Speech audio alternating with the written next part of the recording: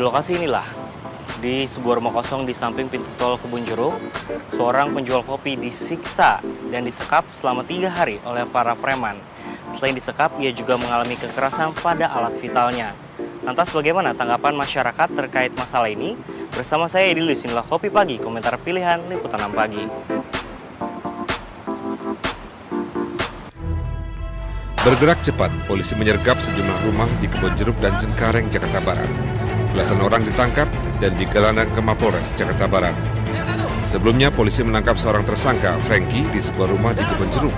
Karena melawan, Franky ditembak di kakinya. Polisi lalu menangkap seorang pelaku lainnya, H, dan kini memburu tersangka lain, berinisial S.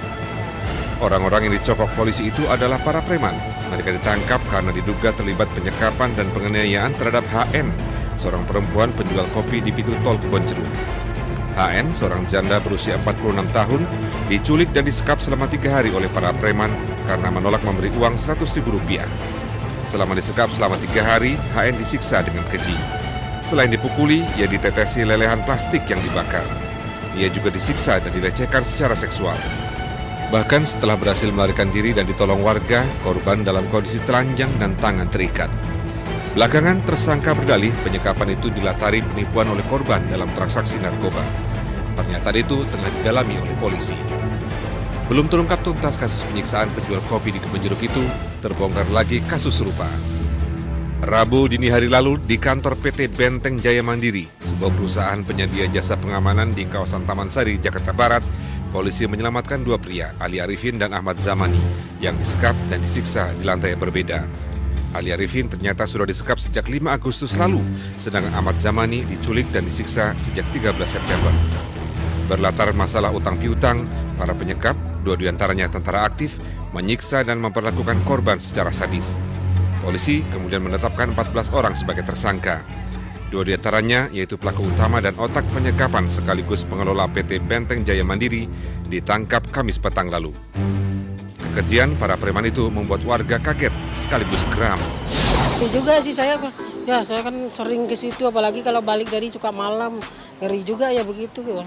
Orang tega banget gitu ya segitu. Takut pokoknya meresahkan masyarakat lah. Tapi minta tolong warga Jakarta berhati-hati aja. Resahkan Mas ya pastinya ya. Soalnya kan kita juga kadang-kadang pulang malam ya kan. Nggak nyaman aja kalau naik kendaraan umum gitu, apalagi kayak pengamen juga kan. Kayak dia kan cewek ya, kalau aku sih kan naik busway, kalau aku sekarang udah nggak pernah mau naik angkot lagi. Dampaknya terutama kalau kita misalkan di pas puteran ya, atau pas lagi di perapatan itu jalan pas lampu merah gitu, kayaknya merasa terganggu lah, dengan ada yang parkir itu juga bisa terganggu. Jadi takut saya jalan sendiri juga kan, jadi nggak boleh kan, sama orang tua juga jadi nggak boleh. Kalau misalnya jalan sendiri kan, apalagi kan di Jakarta gini, ya ngekos sendiri juga kan nggak boleh kan. Ruko di Jalan Hayam Muruk ini menjadi saksi bisu tempat terjadinya penyekapan 2 orang pria oleh sejumlah preman. Tidak hanya 1, 2, atau 3, tapi puluhan preman. Tentu Anda masih ingat pada Maret lalu, pihak berwajib terpaksa mengamankan puluhan preman karena mereka meminta sejumlah dana demi alasan keamanan. Seperti menantang masyarakat dan penegak hukum, para preman kembali berulah, menebar teror dan resah di Jakarta. Bisa dibilang, kelakuan mereka kali ini kelewat batas. Menculik, menyekap, dan menyiksa orang, apapun motifnya, tentu bukan kejahatan sepele. Kata jera rupanya tak dikenal para preman. Demi uang dan kekuasaan di suatu wilayah, mereka tak ragu berlaku kejam dan sadis. Padahal tak terbilang sudah upaya polisi menindak mereka. 1,5 tahun lalu, 17 Februari 2012, John K. yang dikenal sebagai tokoh preman asal Maluku ditembak dan ditangkap karena terlibat sebuah kasus pembunuhan.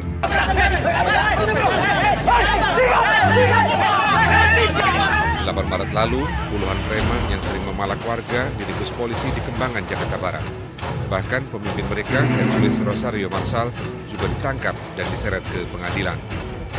5 April, para preman yang biasa meminta biaya parkir liar sehingga meresahkan para pengunjung Gelora Senayan juga diciduk.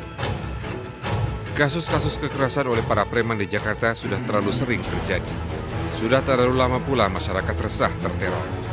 Tak berlebihan rasanya bila masyarakat berharap banyak pada polisi dan penegak hukum lain untuk bertindak lebih tegas dalam perang melawan premanisme, agar mereka bisa hidup dengan tenang. Menurut saya lebih baik sih dihukum setimpalnya atas perbuatan yang telah mereka lakukan. Dibasmikan, ya kasihan lah buat rakyat yang nggak punya, disiksa, diapakan gitu. Sih ya tidak tegas lah kalau benar-benar itu yang asal jangan salah tangkap loh. Kasih efek jerak. Kasih, iya. Saya rasa sekarang polisi agak-agak lamban ya buat nanggep itunya, nanggepin kayak premanisme gini kayaknya agak-agak lamban ya. Kalau bisa sih maksudnya cari yang agak lebih rame aja gitu, jangan tempat-tempat yang sepi. Jangan dikasih ya, cuman kalau mereka sudah mengancam diri kita sendiri ya lebih baik serahkan saja. Kayak untuk cewek-cewek, kalau mbak-mbak yang lain kayak pakai perhiasan nggak usah terlalu mencolok lah, biasa aja. Terus kalau sekarang ya zamannya gadget, nggak usah ngeluarin BB lah kayak naik di angkot. Mereka juga harus membantu mestinya. Kalau ada misalkan ada terjadi misalnya ada preman yang berbuat, memang kita harus melapor lah sama aparat yang itulah, yang terdekat lah misalnya.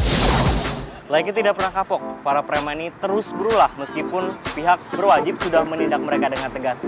Masyarakat juga harus turut berperan serta memberikan informasi bila memang di wilayahnya terdapat para preman. Polisi juga harus dengan tegas menindak preman meskipun di belakangnya ada pihak-pihak yang mendukungnya. Demikian Kopi Pagi, komentar pilihan Liputan Pagi.